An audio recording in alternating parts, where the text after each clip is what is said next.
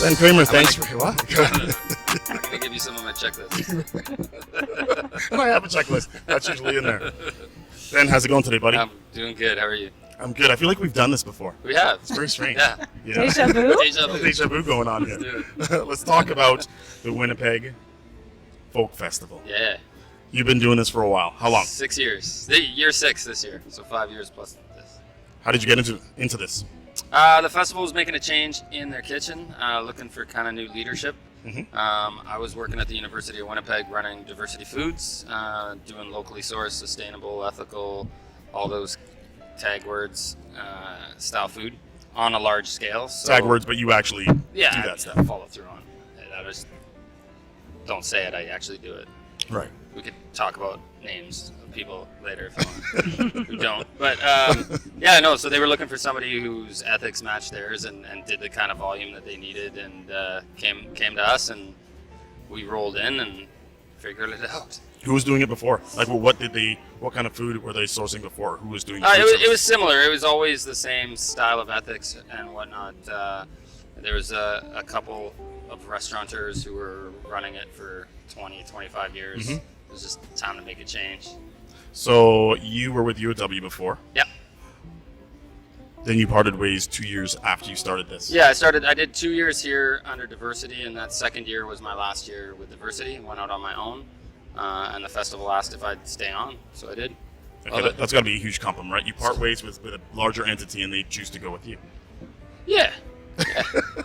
That's a good thing, right? It was a good thing. Yeah. I was happy. Happy they chose me. Okay, so let's talk about the people you feed. Who do you feed here, and how many? Lots. We feed all the crew, all the volunteers, some of the artists. We average, I would say, 10, 11,000 meals a day, split up between breakfast, lunch, and dinner. So anywhere between 22 and 3,800 people a meal. 3 square meals. 3 times plus snacks, and sometimes continuous food. What do you mean plus snacks? So let's say I've eaten my dinner. I'm a volunteer. I've eaten breakfast. It's in between breakfast and lunch. Yeah. And I want a snack of some sort. Yeah, we don't have official snacks, but we don't have a hard shutdown time either. So, if we're running lunch till 2 and we still have food, we'll just keep it open. Okay. And we'll keep feeding people who maybe missed the 2 o'clock cutoff, because out here in the heat with the festivities, people kind of lose track of time. So this we, is a we non-food try and have question. food available. I have a non-food question. What are these green bugs that fly around here? Not sure. What are they? I don't know, but they don't bite. They don't No, bite. but I They're wonder what they harmless. are. Look at it, it's your friend. You got a new slimy friend. I wonder how they taste. A lot of protein in that Yeah. bad boy, right? Yeah, we served crickets out here. Second year I was here. Yeah. What? It's part of the menu? Yeah, I worked it into the menu. It was like most people liked it. It was like an 80% Wow. success. How did you? Okay, so what do you mean? What was it? Well, at the university, I was working with alternative sustainable proteins. And Crickets are super high in protein. Yeah, and this was like pre-cricket protein powder craze. Right, This was like, I don't know, 6 years ago? Yeah, I seem to remember Yeah. an article or something. Yeah, that was about us. it. Yeah. I did crickets and mealworms. I found a farm out of, Could do the Yeah, we had that crickets, reaction. I don't think I could do the mealworms. Yeah, I found a Were farm. they ground up? Did people know what Both. they I were? found a farm out of Ontario that was breeding crickets and mealworms for food. Obviously different than for breeding it for animal feed. There's a whole different process involved. We don't have to get into that. But yeah, we brought out cricket flour, and we did cricket protein bars. And then we also, for the adventurous, brought out crickets that we made a salsa with and served with our tacos. Huh. That was a harder sell due to texture issues. Right. The other way, it's all Taste- blended up, and you can't even tell. 100%, yeah. It But- tastes like a sunflower seed. But the salsa, it's chunky. Yeah, it's the visual. It's a visual and So the you can see, mental. like, cricket heads and legs? It's the mental part that a lot of people struggle with, not the taste. Right. Yeah, And that's this year, no crickets on the menu this year. Haven't done cricket since. Here. So what's on the menu this year? All kinds of stuff. Breakfast we do keep pretty similar. We do a kind of a continental spread. Yogurt, Tallgrass bakes fresh muffins for us every day. Oatmeal, Nature's Farm does granola for us. Lots of fruit, lots of hydration type situation. Hard-boiled eggs from Nature's Farm. And then, breakfast, lunch, and dinner, we have a different menu every day, every meal. So 4 That's days. crazy for 4 that days. much for that much food for that many people. It's yeah, different. yeah. Like today we did northern pike. Bearcat fisheries, my friend Barry catches fish up north. So we did some fish tacos. We did a quinoa salad with tamarack quinoa, which is locally grown. Tons of veggies. So this is volunteer food we're talking about. Yeah, for They're free. being well fed. Yeah, three Because meals it a day. smells so good right now. Yeah, we got pasture-raised Ferris Farm sausage on the grill right now, getting ready for dinner. Let's cut this interview short. Let's cut Hundreds it and off right hundreds of pounds of sausage. He's going to be first in now. line. Who is this guy? Volunteer for whatever. Speaking of which volunteers, how do you get them? How do you train them? Well, Folkfest does a fantastic. They've been doing this forever, so they do a fantastic job of recruiting, training, systemizing the whole volunteer experience. Don't know how they do it. They do it really well. So they recruit my crew for me, most of them anyway, and I put them together in teams.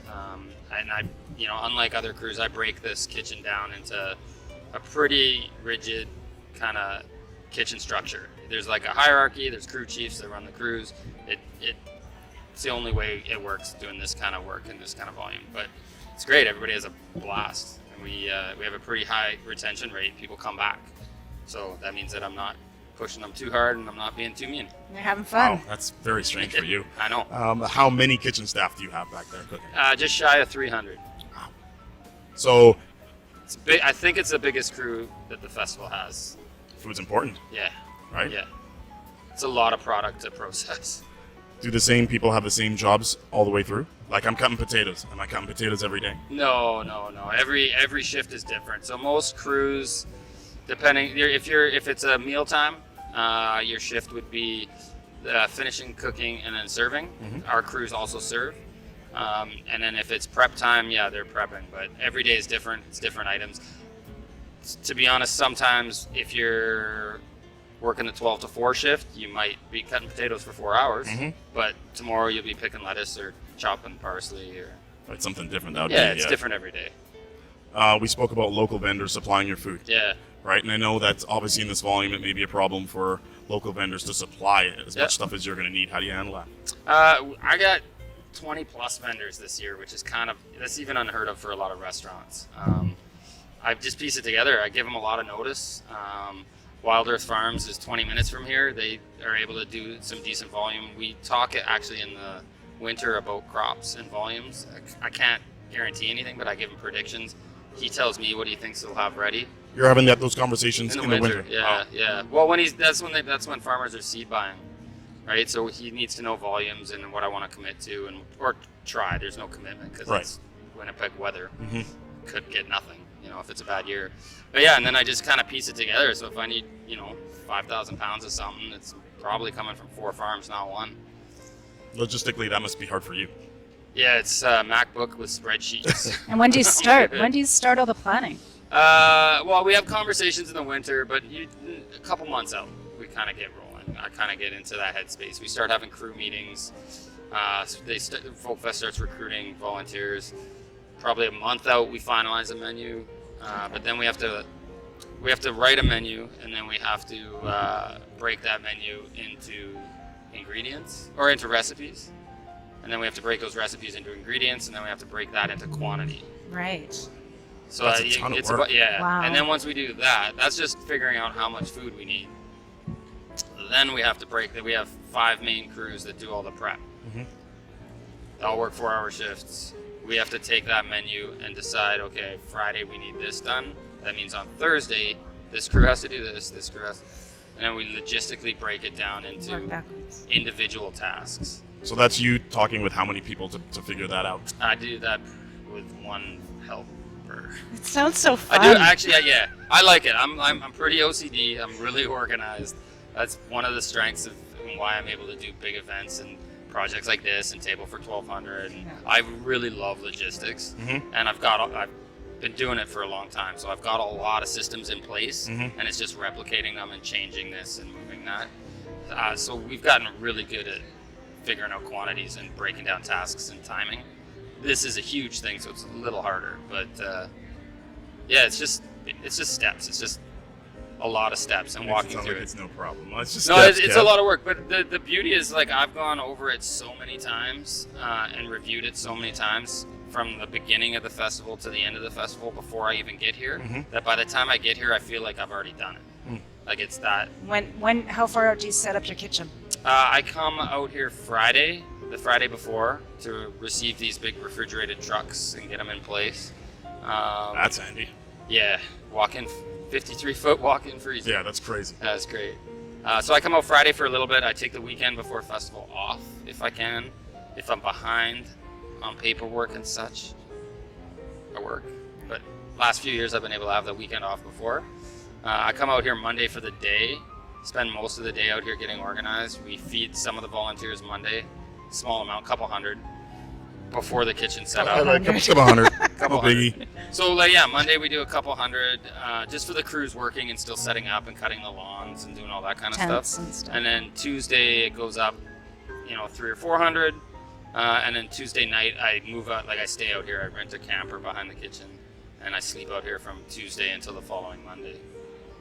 But yeah, Monday a few hundred, Tuesdays a few hundred more, Wednesdays 600 maybe, 500, and then Thursdays 4,000 or something. Wow. Good Lord. You said this year is your smoothest year so far. So far.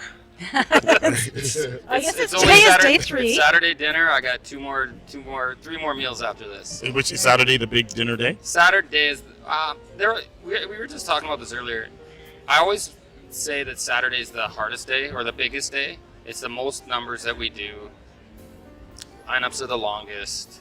People are a little tired, a little cranky from the heat or the weather. Right, and it's The pretty festival- hot this year, yeah. Yeah. So but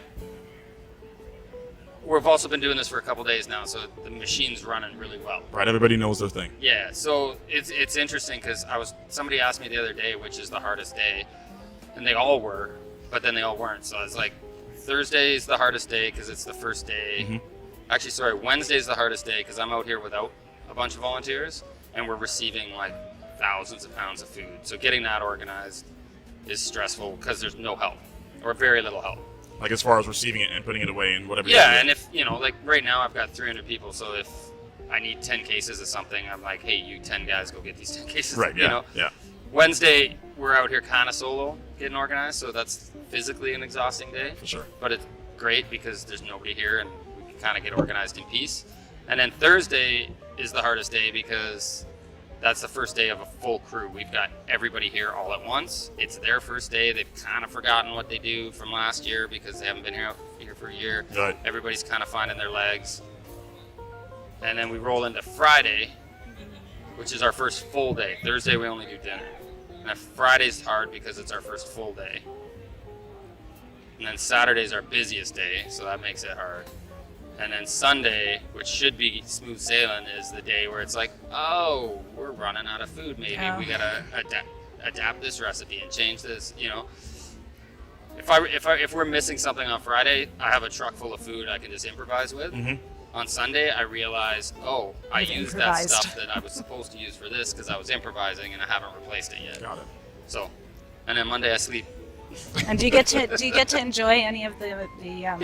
music? Yeah. It's a lot of work and it's a lot of hours, but there's a lot of help and it's not all me. I don't do much. I do a lot of planning, I do a lot of organizing, I do a lot of purchasing, and I do a lot of problem solving. But I'm not doing the hard work. These guys are doing the hard work. The volunteers are the ones actually pulling it off.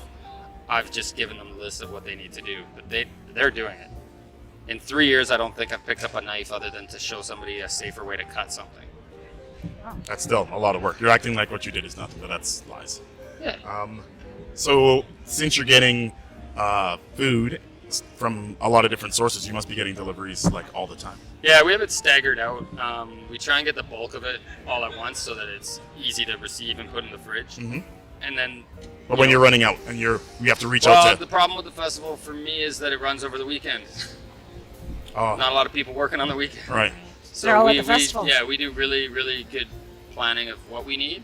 We Mhm. try and get out ahead of it, and I keep a real tight eye on it Thursday, Friday, and even Saturday till about noon. But then Saturday about noon is my last chance to get anything out here because unless I'm in real trouble and I have to pull a lot of favors, nobody's coming out Saturday night or Sunday. Yeah. Could imagine. So I just keep an eye on it. Yeah, Bob, I need an extra 10,000 potatoes. Do Yeah. you mind? Yeah.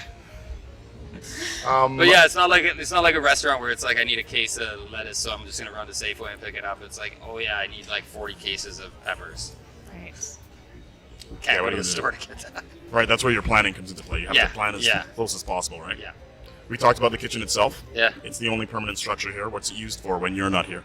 Storage. We gut it and clean it at the end of the festival, and by we I mean the volunteers.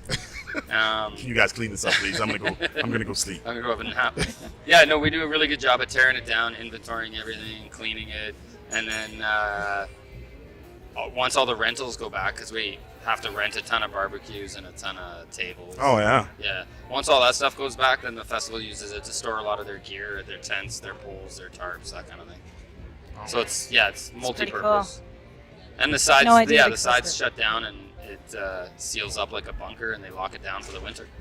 It's crazy. Yeah, it's just a occasional squirrel and bird that Fry them up too. sleep in there. And I can see right now the volunteers are getting a little concert. There's Yeah. some musicians. Yeah, in lots of the there. musicians will come by and play a song or two. Most meals get opened. Some of the local bands will come by and sing a song before we open the line. That's awesome. Yeah, it's That's great. great. Really good community out here. Really good. It's like a concert before the concert. Yeah. Very cool. We'll recruit some musicians. We'll say, if you come sing to our staff while they're cooking, you can be the first one in line. Little You know, I can't sing. I was gonna say he's gonna But, start singing. We'll get you to open the line tonight. Get everybody singing with you. You really want that? Yeah. People aren't gonna like that. That's awesome. Yeah. Ben, thanks for inviting us, buddy. Yeah, I pleasure. appreciate your time and letting us come in. Yeah. It's good to see you always. Let's eat. Yeah, let's eat.